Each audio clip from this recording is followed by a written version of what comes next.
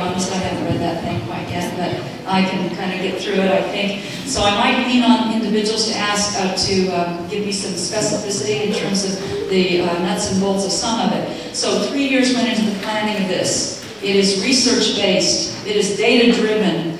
The Fehrenstein instrumental enrichment model that we're going to use has been tried and tested in 70 countries, and it has been translated into 16 languages. We are the first in the state of Indiana, as far as a charter school, to implement this model. And we firmly believe, and as does Ball State, that this model and this representation will indeed pull our young children out of a perhaps tendency to be in a downward spiral. And so, without further ado, what I intend to do is to present a PowerPoint. And if you can kind of take a look up there, you're going to see that Mr. Faulkner, I said, what colors do you want this building to have? And he said, well, kind of the dark blue and the white and kind of a touch of red. So that's kind of what we're thinking to do. And yes, guys and gals out there, we will have school uniforms next year. So somebody said something to me at the high school the other day. It was rather humorous, and so I'll kind of put it in the right vernacular. Someone said to some young man that he was supposed to wear his butt inside his pants, not outside. So we want to foster the right attitude as children grow up, and certainly the expectation comes with the demeanor, the appearance on the outward, as well as the knowledge base that is contained therein. So this evening I broke my glasses, so I'm going to do the best I can, but I think I'll be all right. So if you'll turn your attention up there, I'll ask Vince to go ahead and get this started, and I will attempt to do this. And I would like to thank Mrs. Owensby's nephew, Vince Smith, and he spent a good amount of time with me last evening as we puzzled over this to try to present it to you. After we do this, we will present a question and answer handout, not necessarily something for the public to question and answer in person verbally, but something for you to process and take home.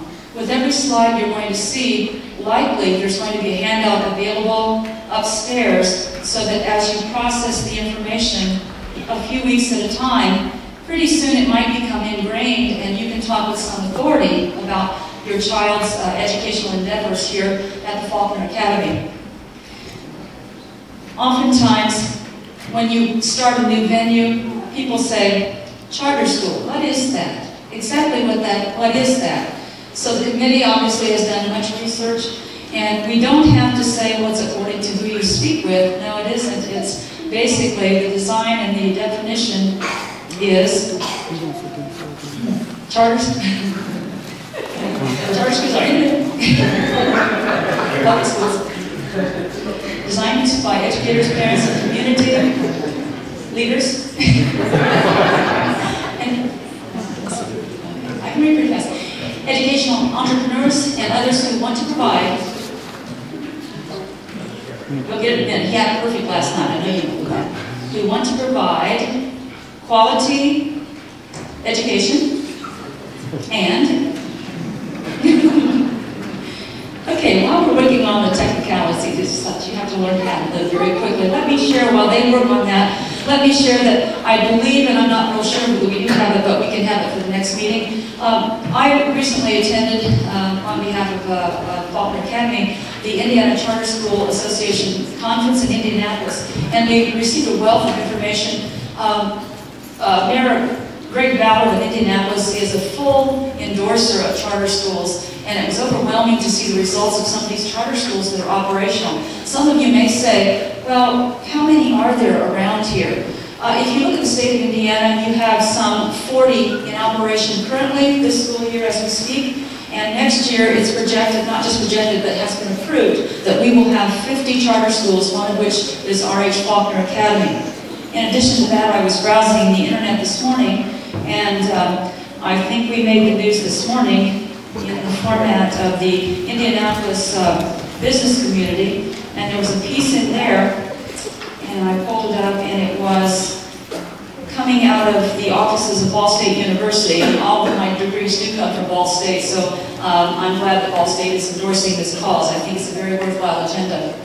And Ball State recognizes that the charter has been approved by that entity, and there is a nice piece on today's website in the Indiana Business News piece section, and that also is available for your perusal, which will be up there in the upstairs area.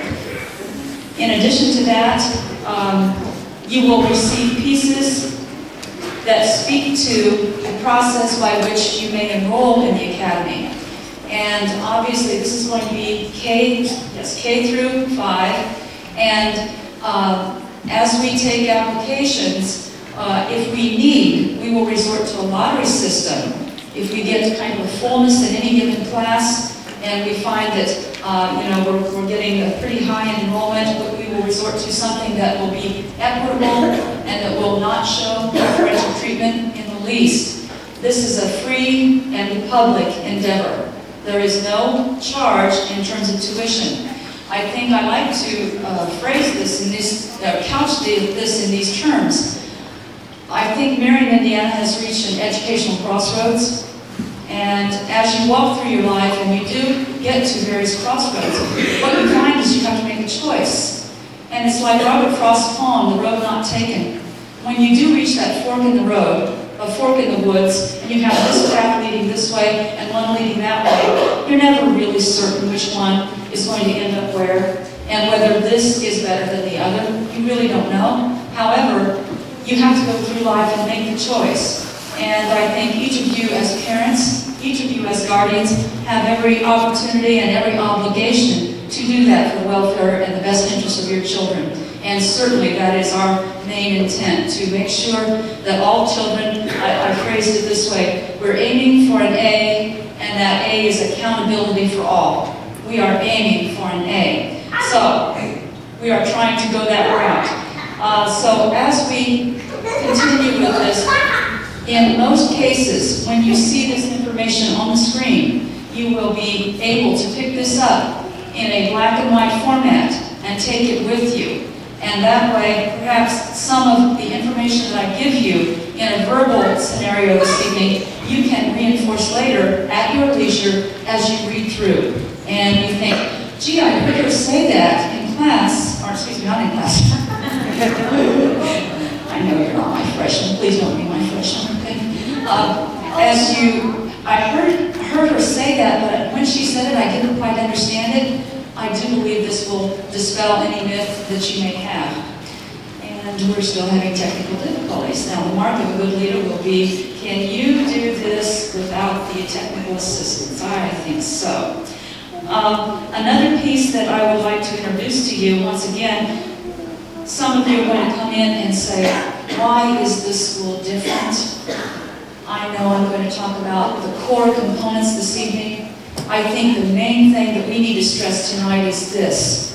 What are we going to give to your children that is going to make an educational impact on the academic setting and lifestyle of that child as he or she progresses through the ranks of education, be it elementary, be it middle school, or be it high school, post-secondary, and the preparation for life. And as we approach that, I can tell you all the buzzwords, all the cliches. After 34 years in education, I think I've heard and lived to tell about some of them, perhaps not all of them. But the difference is going to be this Purenstein model. It is going to be the pivotal point.